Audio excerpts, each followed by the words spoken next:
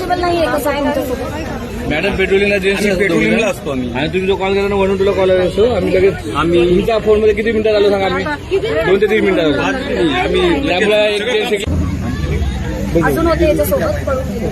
आता ती वेड्याचं नाटक आहे. घरी कोण आहे आपला? कोणाकोणाची मुलं होती माझा मुलगा आणि बहिणीचा मुलगा. अजून एक मोठ्या बहिणीचा तो दुसऱ्यावाला घरी येऊन बेऊस पडला, सांगता पण येईना त्याला.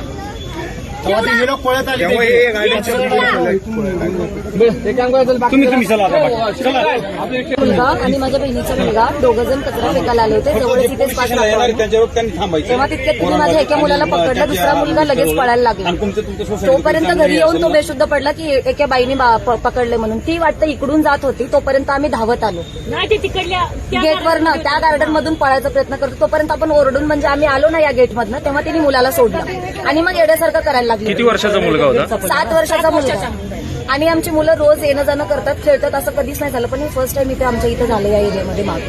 आणि नेहमी गार्डनमध्ये सगळ्यांची मुलं